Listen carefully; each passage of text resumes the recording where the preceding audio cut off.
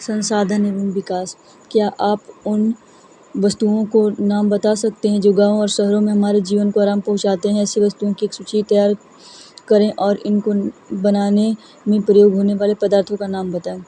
हमारे पर्यावरण में उपलब्ध प्रत्येक वस्तु जो हमारी आवश्यकताओं को पूरा करने में प्रयुक्त की जा सकती है और जिसको बनाने के लिए प्रौद्योगिकी उपलब्ध है जो आर्थिक रूप से संभाव्य और सांस्कृतिक रूप से मान्य है, एक संसाधन है। हमारे पर्यावरण में उपलब्ध वस्तुओं की रूपांतरण प्रक्रिया प्रकृति, प्रौद्योगिकी और संस्थाओं के परस्पर अंतर संबंध में निहित है। मानव प्रौद्योगिकी द्वारा प्रकृति के साथ क्रिया करते हैं और अपने आर्थिक विकास की गति को तेज करने के लिए संस्थाओं का निर्माण करते हैं। क्या आप भी अन्य बहुत से लोगों की तरह संसाधनों को प्राकृतिक उपहार समझते हैं? ऐसा नहीं है। संसाधन मानवीय क्रियाओं का परिणाम है। मानव स्वयं संसाधनों का महत्वपूर्ण हिस्सा है। वे पर्यावरण में पाए जाने वाले पदार्थों को संसाधनों में परिवर्तित करते हैं तथा उन्हें प्रयोग करते हैं। इन संसाधनों का वर्गीकरण निम्न प्रकार से किया गया है। संसाधनों को बांटा गया है अलग अलग भागों में। उत्पत्ति के आधार पर जैव और अजैव, समाप्यता के आधार पर नवीकरणीय योग्य और अनवीकरणीय योग्य, स्वामित्व के आधार पर व्यक्तिगत, सामुदायिक, राष्ट्रीय और अंतर्राष्ट्रीय, विकास के स्तर के आधार पर संभावी, विकसित, भंडार और संचित कोष।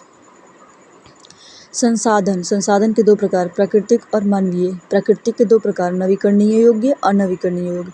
मानवीय का दो प्रकार, संरचनाएं एवं संस्थाएं, मात्रा एवं गुणवत्ता। अनवीकरणीय के दो प्रकार, पुनः चक्रीय जैसे धातु, अचक्रीय जैसे जीवाश्म ईंधन।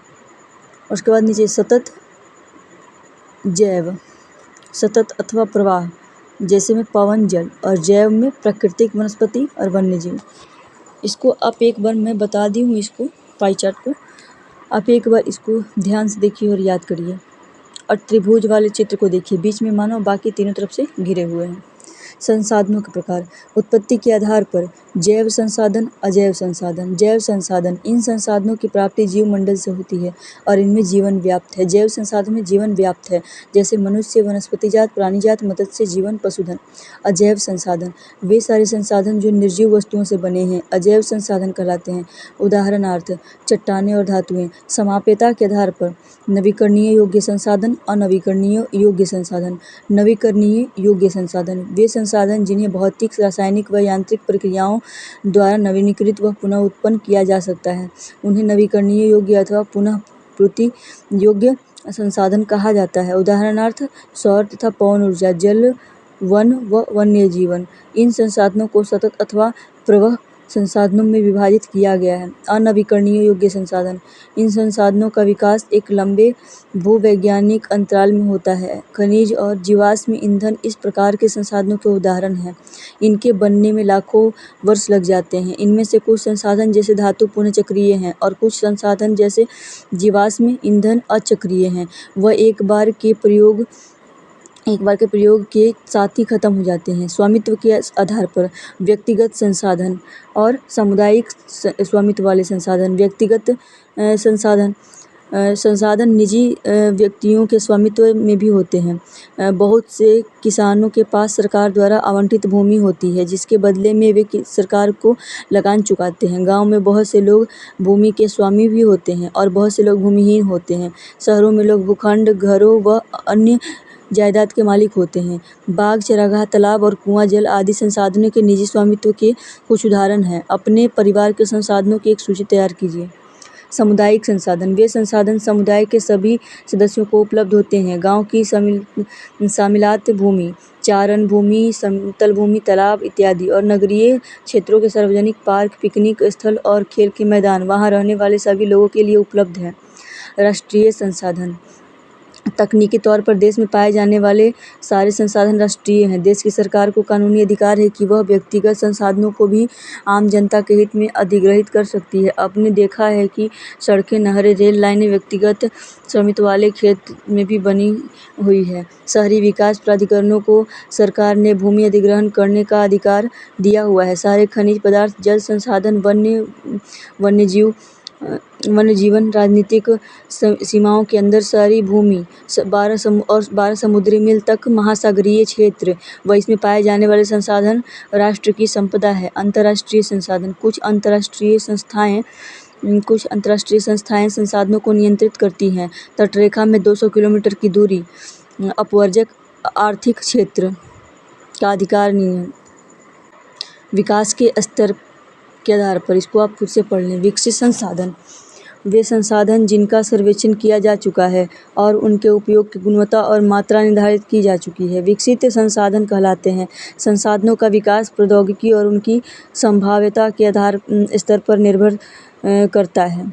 भंडार पर्यावरण में उपलब्ध वे पदार्थ जो मानव की आवश्यकता की पूर्ति कर सकते हैं, परंतु उपयुक्त प्रौद्योगिकी के अभाव में उसकी पहुंच से बाहर है। भंडार में शामिल है उदाहरण के लिए जल, दो ज्वलनशील गैस हाइड्रोजन और ऑक्सीजन का यौगिक है तथा यह ऊर्जा का मुख्य स्रोत बन सकता है, परंतु इस उद्देश्य से इनका प्रयोग करने के लिए हमारे पास आवश्यक तकनीकी ज्ञान नहीं है। संचित कोष यह संसाधन भंडार का ही हिस्सा है। संचित कोष यह संसाधन भंडार का ही हिस्सा है जिन्हें उपलब्ध तकनीकी ज्ञान की सहायता से प्रयोग में लाया जा सकता है, परंतु इनका उपयोग अभी आरंभ नहीं हुआ है। इनका उपयोग भविष्य में आवश्यकता पूर्ति के लिए किया जा सकता है। नदियों के जल को विद्युत पैदा करने में प्रयुक्त किया जा सकता है, परंतु वर्तमान समय में इसका उपयोग सीमित पैमाने पर ही हो रहा है। इस प्रकार बांधों में जल, वन आदि संचित कोष हैं जिनका उपयोग भविष्य में किया जा सकता है। संसाधनों का विकास संसाधन जिस प्रकार मनुष्य के जीवन यापन के लिए अति आवश्यक हैं, उसी प्रकार जीवन की गुणवत्ता बनाए रखने के लिए महत्वपूर्ण है। ऐसा विश्वास किया जाता था कि संसाधन प्रकृति की देन है। परिणाम स्वरूप मानव ने इनका अंधाधुंध उपयोग किया है, जिससे निम्नलिखित मुख्य समस्याएं पैदा हो गई। कुछ व्यक्तियों के लालचवश संसाधनों का ह्रास। संसाधन समाज के कुछ ही लोगों के हाथ में आ गए हैं, जिसमें समाज दो हिस्से संसाधन संपन्न एवं संसाधनहीन अर्थात अमीर और गरीब में बट गया। संसाधन के अंधाधुंध शोषण से वैश्विक परिस्थितियां संकट में पैदा हो गया है, जैसे भूमंडलीय तापन, ओजोन परत क्षय, पर्यावरण प्रदूषण और भूमि निम्नीकरण आदि। मानव जीवन की गुणवत्ता और विश्व शांति बनाए रखने के लिए संसाधनों का समाज में न्याय संगत बंटवारा आवश्यक हो गया है। यदि कुछ ही व्यक्तियों तथा देशों द्वारा संसाधनों का वर्तमान दोहन जारी रहता है तो हमारी पृथ्वी का भविष्य खतरे में पड़ सकता है। इसलिए हर तरह के जीवन का अस्तित्व बनाए रखने के लिए संसाधनों को उपयोग की योजना बनाना अति आवश्यक है। सतत अस्तित्व सही अर्थ में सतत पोषणीय विकास का ही एक हिस्सा है। रियो डी जेनेरियो पृथ्वी सम्मेलन 1992 जून 1992 में 100 से 9 आर्थिक राष्ट्रीय देश ब्राजील के शहर रियो डी जेनेरियो में प्रथम अंतर्राष्ट्रीय पृथ्वी सम्मेलन हुआ। सम्मेलन का आयोजन विश्व स्तर पर संरक्षण और सामाजिक आर्थिक विकास को समस्याओं को हल ढूंढने के लिए किया गया था। रियो डी जेनेरियो पृथ्वी सम्मेलन 1992 में हुआ। ये प्रश्न पूछा जाता है तो इसे आप याद कर लें, और ये क्यों हुआ था इसे भी आप याद कर लें। सतत पोषणीय विकास। सतत पोषणीय आर्थिक विकास का अर्थ है कि विकास पर्यावरण को बिना नुकसान पहुंचाए हो और वर्तमान विकास की प्रक्रियाएं भविष्य की श्रेणियों की आवश्यकता की अवहेलना ना करें। ये 10th क्लास का ज्योग्राफी या हिस्ट्री जो भी ये बुक है, इसका चैप्टर थोड़ा बड़ा होता है, तो वीडियो ज्योग्राफी का हो चाहे हिस्ट्री का 3-4 पार्ट में एक चैप्टर को बन सकता है। और मुझे तो पढ़ने में, वीडियो बनाने में 4-5 बार चैप्टर को पढ़ना पड़ता है। आप इसे सुनने के लिए 4-5 बार यूज करें तो आपको बस सुनना पड़ेगा, और मेरी तो एनर्जी भी जा रही है इसमें। बाकी सुनने में आपका कोई घाटा नहीं है, सुनिए, बोर्ड का एग्जाम में बहुत हेल्प करेगा ये। सम्मेलन में एकत्रित नेताओं में भूमंडलीय जलवायु परिवर्तन और जैविक विविधता का एक घोषणा पत्र पर हस्ताक्षर किया। रियो सम्मेलन में भूमंडलीय वन सिद्धांत एजेंडा 21 यह एक घोषणा है जिसे 1992 में ब्राजील के शहर रियो डी जेनेरियो में और संयुक्त राष्ट्र पर्यावरण और विकास सम्मेलन UNCED के राष्ट्राध्यक्ष द्वारा स्वीकृत किया गया। इसका उद्देश्य भूमंडलीय सतत विकास सम्मिलित करना है। यह एक कार्यसूची है जिसका उद्देश्य हितों में है। संसाधन नियोजन। संसाधनों के विवेकपूर्ण उपयोग के लिए नियोजन एक वर्तमान रणनीति है। इसलिए भारत जैसे देश में, जहां संसाधनों की उपलब्धता बहुत अधिक विविधता है, यह और भी महत्वपूर्ण है। यहाँ ऐसे प्रदेश भी हैं जहाँ एक तरह के संसाधनों की प्रचुरता है, परंतु दूसरी तरह के संसाधनों की कमी है। कुछ ऐसे प्रदेश भी हैं जो संसाधनों की उपलब्धता के संदर्भ में आत्मनिर्भर हैं, और कुछ ऐसे भी प्रदेश हैं जहाँ महत्वपूर्ण संसाधनों की अत्यधिक कमी है। उदाहरणार्थ, झारखंड, मध्य प्रदेश और छत्तीसगढ़ आदि प्रांतों में खनिज और कोयले के प्रचुर भंडार हैं। अरुणाचल प्रदेश में जल संसाधन प्रचुर मात्रा में पाए जाते हैं, परंतु मूल विकास की कमी है। राजस्थान में पवन और सौर ऊर्जा संसाधनों की बहुतायत है, लेकिन जल संसाधनों की कमी है। लद्दाख का शीत मरुस्थल देश के अन्य भागों में अलग अलग पड़ता है। यह प्रदेश सांस्कृतिक विरासत का धनी है, परंतु यहाँ जल आधारभूत अवसंरचना तथा कुछ महत्वपूर्ण खनिजों की कमी है। इसलिए राष्ट्रीय, प्रांतीय, प्रादेशिक और स्थानीय स्तर पर संतुलित संसाधन नियोजन की आवश्यकता है। भारत के संसाधन नियोजन। संसाधन नियोजन एक जटिल प्रक्रिया है जिसमें निम्नलिखित सोपान हैं। देश के विभिन्न प्रदेशों के संसाधनों की पहचान कर उनकी तालिका बनाना। इस कार्य में क्षेत्रीय सर्वेक्षण, मानचित्र बनाना और संसाधनों का गुणात्मक एवं मात्रात्मक अनुमान लगाना व मापन करना। संसाधन विकास योजनाएं लागू करने के लिए उपयुक्त प्रौद्योगिकी, कौशल और संस्थागत नियोजन ढांचा तैयार करना। संसाधन विकास योजनाओं और राष्ट्रीय विकास योजनाओं में समन्वय स्थापित करना। स्वाधीनता के बाद भारत में संसाधन नियोजन के उद्देश्य की पूर्ति के लिए प्रथम पंचवर्षीय योजना से ही प्रयास किए गए हैं। किसी क्षेत्र के विकास के लिए संसाधनों की उपलब्धता एक आवश्यक शर्त है, परंतु प्रौद्योगिकी और संस्थाओं में तदनुरूपी परिवर्तन के अभाव में मात्र संसाधनों की उपलब्धता ही विकास संभव नहीं है।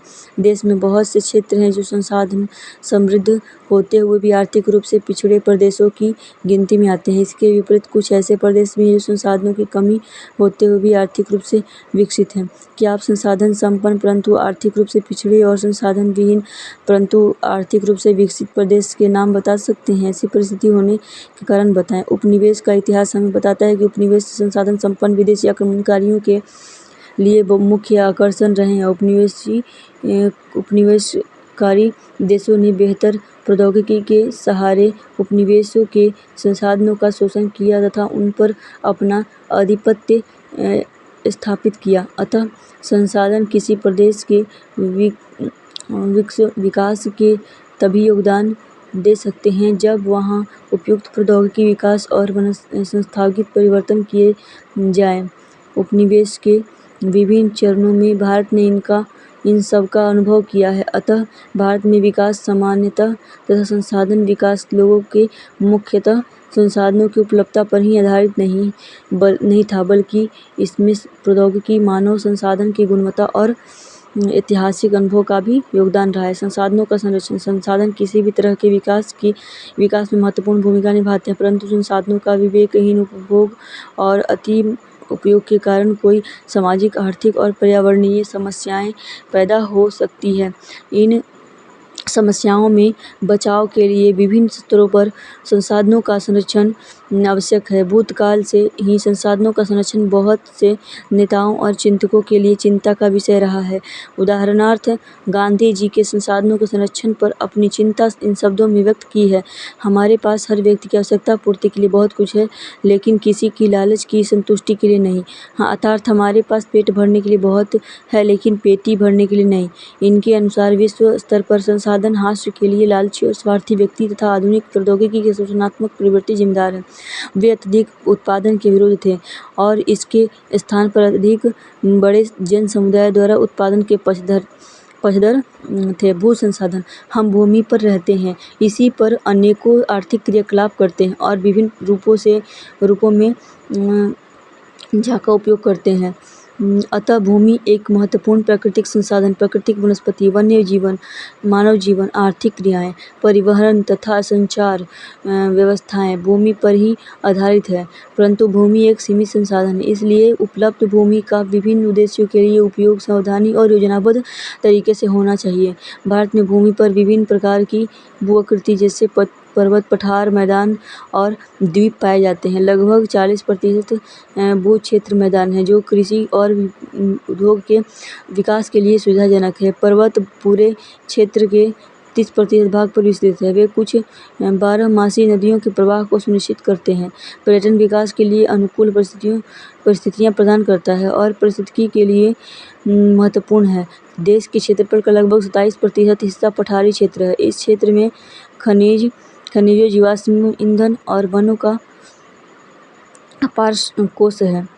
मैदान, पर्वत, पठार, ये तीनों को इसमें दिखाया गया कि किसका कितना भाग है। तो आप इसको देखिए, ये चार्ट जो ऊपर में दिया हुआ है, इसमें भी वही दिखाया गया है कि किसका कितना प्रतिशत हिस्सा है भारत में। तो इससे भी आप पढ़ लें। वैसे तो इसमें धुंधला दिख रहा होगा, तो आप एक बार जा कर के गूगल पे सर्च करके आप एक बार इसको पढ़ लें। और वैसे मैं इस पर फ़ोटो को अपलोड करूँगी एकदम क्लियर, ठीक है ना, आप उसको देख लीजिएगा। भू संसाधन का उपयोग निम्नलिखित उद्देश्यों में किया जाता है। कृषि के लिए उपलब्ध भूमि, बंजर तथा कृषि अयोग्य भूमि, गैर कृषि प्रयोजन में लगाई गई भूमि जैसे इमारतें, सड़क, उद्योग इत्यादि। परती भूमि के अतिरिक्त अन्य कृषि अयोग्य भूमि, स्थायी चारागाहें तथा अन्य गोचर भूमि। फिर विविध वृक्ष फसलों तथा उपवनों अधीन भूमि जो शुद्ध बोए गए क्षेत्रों में शामिल नहीं है। परती भूमि, वर्तमान परती जहाँ एक कृषि वन तथा उससे कम समय से खेती की गई हो। कृषि योग्य बंजर भूमि, जहाँ 5 से अधिक वर्ष खेती न की गई हो, उसे बंजर भूमि कहते हैं। वर्तमान परती भूमि के अतिरिक्त अन्य परती भूमि का पुरातन परती है, 1 से 5 वर्ष से खेती न की गई हो। शुद्ध बोया गया क्षेत्र, एक कृषि वर्ष में एक बार से अधिक बोए गए क्षेत्र को शुद्ध यानी कि निवल बोए गए क्षेत्र में जोड़ दिया जाए, वह सकल कृषित क्षेत्र कहलाता है। भारत में भू उपयोग प्रारूप, भू उपयोग को निर्धारित करने वाले तत्वों में भौतिक कारक जैसे भू आकृति, जलवायु और मृदा के प्रकार तथा मानवीय कारक जैसे हैं जनसंख्या घनत्व, प्रौद्योगिकी क्षमता, संस्कृति और परंपराएं इत्यादि शामिल हैं। भारत का कुल भौगोलिक क्षेत्रफल 32.8 लाख वर्ग किलोमीटर, परंतु इसके 93% भाग के ही भू उपयोग आंकड़े उपलब्ध हैं, क्योंकि पूर्वोत्तर प्रांत में असम को छोड़कर अन्य प्रांत को सूचित क्षेत्र के बारे में जानकारी है। वन, बंजर तथा कृषि अयोग्य भूमि, ये सब बॉक्स में ये सब दिया गया है किसका कितना है। तो वन का कितना है ये देखें, बंजर भूमि का कितना है। बंजर भूमि उसे कहते हैं जो 5 साल तक उस पर खेती नहीं हो तो बंजर हो जाता है। उर्वर भूमि जो डेली खेती हो। कृषि योग्य भूमि, परती भूमि किसे कहते हैं, ये सब आप देखिए इसमें बताई मैं, आगे देखिए। उपलब्ध नहीं है। इसके अलावा जम्मू और कश्मीर में पाकिस्तान और चीन अधिकृत क्षेत्रों के भूमि का उपयोग सर्वेक्षण में नहीं हुआ है। स्थायी चारागाहों के अंतर्गत भी भूमि कम हुई है। पशुधन की इतनी बड़ी संख्या के लिए चारा उपलब्ध कराने में कैसे समर्थ होंगे और इसके क्या परिणाम होंगे। वर्तमान परती भूमि के अतिरिक्त अन्य परती भूमि अनुपजाऊ और इन पर फसलें उगाने के लिए कृषि लागत बहुत ज़्यादा है। अतः इस भूमि में 2 या 3 वर्षों में इनको 1 या 2 बार बोया जाता है, और यदि इसे शुद्ध यानी कि निवल बोए गए क्षेत्र में शामिल कर लिया जाता है, तब भी भारत के कुल सूचित क्षेत्र के लगभग 54% हिस्से पर ही खेती हो सकती है। शुद्ध यानी कि निवल, शुद्ध बोए गए क्षेत्र का प्रतिशत भी विभिन्न राज्यों में भिन्न है। पंजाब और हरियाणा में 80% भूमि पर खेती होती है, परंतु अरुणाचल प्रदेश, मिजोरम, मणिपुर और अंडमान निकोबार द्वीप समूह में 10% में भी कम क्षेत्र बोया जाता है। हमारे देश में राष्ट्रीय वन नीति द्वारा निर्धारित वनों के अंतर्गत 33% भौगोलिक क्षेत्र वांछित है, जिसकी तुलना में वन के अंतर्गत क्षेत्र काफ़ी कम है। वन नीति द्वारा निर्धारित यह सीमा पारिस्थितिकी संतुलन बनाए रखने के लिए आवश्यक है। वन क्षेत्रों के आसपास रहने वाले लाखों लोगों की आजीविका इस पर निर्भर करती है। भू उपयोग का एक भाग बंजर भूमि और दूसरा गैर कृषि प्रयोजनों में लगाई गई भूमि कहलाता है। बंजर भूमि पहाड़ी, चट्टानी, सूखी और मरुस्थलीय भूमि शामिल है। गैर कृषि प्रयोजनों में लगाई गई भूमि बस्तियां, सड़कें, रेल लाइनें, उपयोग इत्यादि आते हैं। लंबे समय तक लगातार भूमि संरक्षण और प्रबंधन की अवहेलना करने एवं लगातार भू उपयोग के कारण भू संसाधनों का निम्नीकरण हो रहा है। इसके कारण समाज और पर्यावरण पर गंभीर आपदा आ सकती है। भू निम्नीकरणीय और संरक्षण उपाय। भूमि एक ऐसा संसाधन है जिसका उपयोग हमारे पूर्वज करते आए हैं तथा भावी पीढ़ी भी इसी भूमि का उपयोग करेगी। हम भोजन, मकान और कपड़े को अपनी मूल आवश्यकताओं 95% भाग भूमि से प्राप्त करते हैं। मूल आवश्यकताओं का 95% भाग भूमि से ही करते हैं। मानव कार्यकलापों के कारण न केवल भूमि का निम्नीकरणीय हो रहा है बल्कि भूमि को नुकसान पहुंचाने वाली प्राकृतिक ताकतों का भी बल मिला है। इस समय भारत में लगभग 13 करोड़ हेक्टेयर भूमि निम्नीकृत है। इसमें लगभग 28% भूमि निम्नीकृत वनों के अंतर्गत 56% क्षेत्र जल आपादित है और शेष क्षेत्र लवणीय और क्षारीय है। कुछ मानव क्रियाओं जैसे वनोन्मूलन, अति पशुचारण, खनन में भी भूमि के निम्नीकरणीय में मुख्य भूमिका निभाई है। उसके बाद ये पाई चार्ट है। भारत बंजर भूमि 2000 का इसमें दिखाया गया है कि 2000 के डेट में क्या था इस बंजर भूमि का दृश्य, तो एक बार देख लें।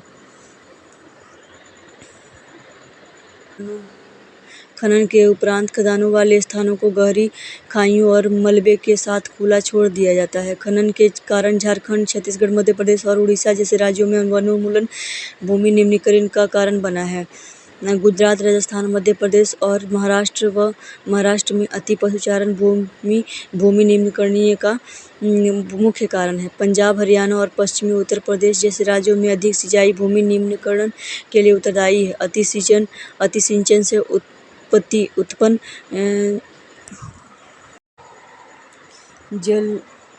जलकंता भी भूमि निम्नीकरण के लिए उत्तरदायी है, जिसमें मृदा में लवणीय और क्षारीय बढ़ जाती है।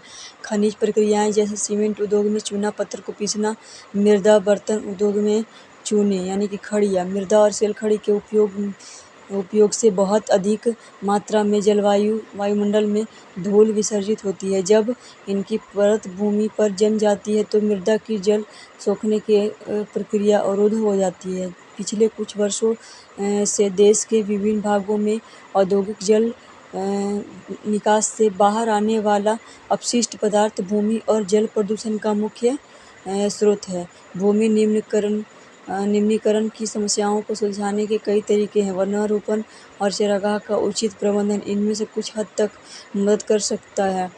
पेड़ों की रक्षक मोखला, पशुचारण नियंत्रण और रेतीले टीलों को कांटेदार झाड़ियों लगाकर स्थिर बनाने की प्रक्रिया से भी भूमि कटाव और रोकथाम की जा सकती है। बंजर भूमि के उचित प्रबंधन, खनन नियंत्रण और औद्योगिक जल के परिष्करण के पश्चात विसर्जित करके जल और भूमि प्रदूषण का कम किया जा सकता है।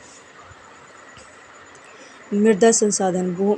मिट्टी अथवा मृदा सबसे महत्वपूर्ण नवीकरणीय योग्य प्राकृतिक संसाधन है। यह पौधों के विकास का माध्यम जो पृथ्वी पर विभिन्न प्रकार के जीवों का पोषण करती है।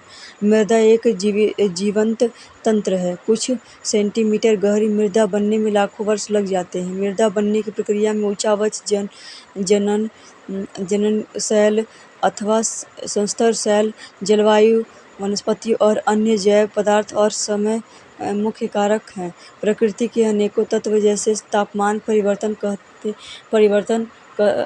कहते हैं, जल की क्रिया, पवन, हिमनदी और अपघटन क्रियाएं आदि मृदा बनने की प्रक्रिया में योगदान देते हैं। मृदा में होने वाले रासायनिक और जैविक परिवर्तन भी महत्वपूर्ण हैं। मृदा जैव, ह्यूमस और अजैव। मृदा जैव और अजैव दोनों प्रकार के पदार्थों से बनती है। मृदा बनने की प्रक्रिया को निर्धारित करने वाले तत्वों, उनके रंग, गहराई, गठन, आयु व रासायनिक और भौतिक गुणों के आधार पर भारत की मृदाओं को निम्नलिखित प्रकारों में बांटा जा सकता है। मृदाओं का वर्गीकरण। भारत में अनेक प्रकार के उच्चावच, भू आकृतियाँ, जलवायु और वनस्पतियाँ पाई जाती हैं। इस कारण अनेक प्रकार की मृदाएं विकसित हैं। जलोढ़ मृदा। यह मृदा विस्तृत रूप से फैली हुई और देश की महत्वपूर्ण मृदा वास्तव में संपूर्ण उत्तरी मैदान जलोढ़ मृदा से बना है।